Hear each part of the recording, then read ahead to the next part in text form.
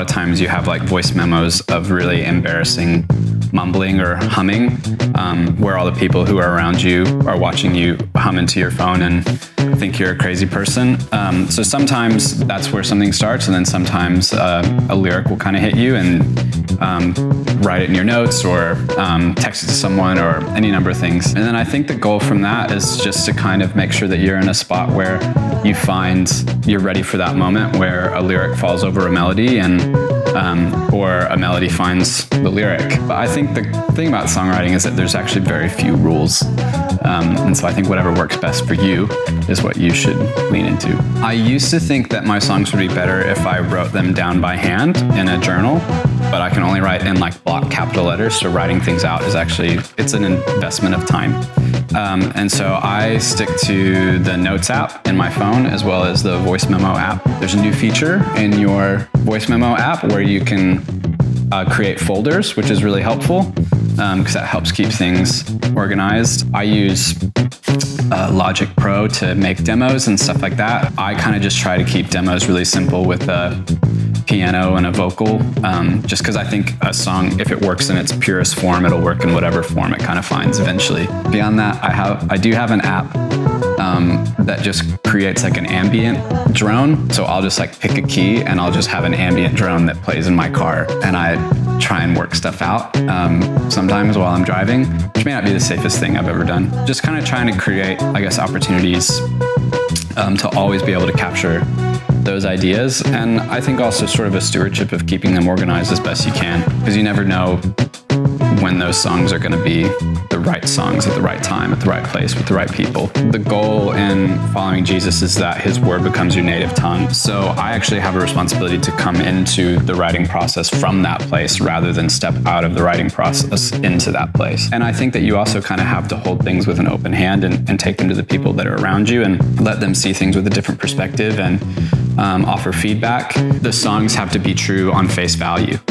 And so as much as there might be something really artsy that I think is really beautiful, I don't get the chance to unpack that lyric to everyone else. And so it needs to be able to be sung in such a way that it's true in and of itself as a singular statement. And the reason being is that that lyric, that song plays a part in shaping people's revelation of who God is and who they are and what they believe about Jesus and what they believe about what God thinks about them. You've got to have good people around you, but you've got to start from that place of knowing God's word and letting that kind of work through everything that you're doing. I am a huge proponent of the philosophy that good songs find their place. The other interesting part of that is that good songs are not always the right songs. Sometimes pushing a song along and along and along, trying to finish it for a project.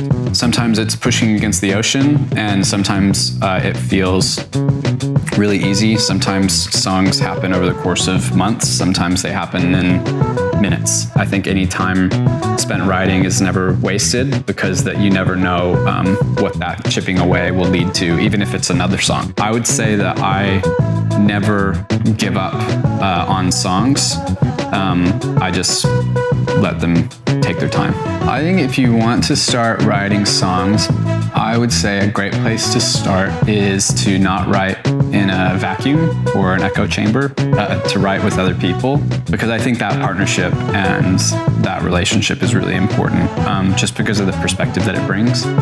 And then I also think just doing really practical things like setting aside specific times to write and setting specific goals for how many songs you want to finish, and making a commitment to finish songs. If you're not careful, your songs can become like your babies, and you will never finish them because you always know that they could be better here, better there. You're not happy with this or happy with that. I would encourage anyone who is starting out on that writing journey to just from the very outset fight against a song poverty mentality, that these songs that you have now are the only songs you're ever going to have. When you kind of approach songwriting from that way, it kind of takes the pressure off of having to make every single song you write this anthemic smash hit because it's the last thing you're ever going to write, but it just allows you to be able to write a song for what it is and for where you're at and for what you're going through and for what you're experiencing and for what maybe you think your church needs to hear. A good place to start is having nothing to prove.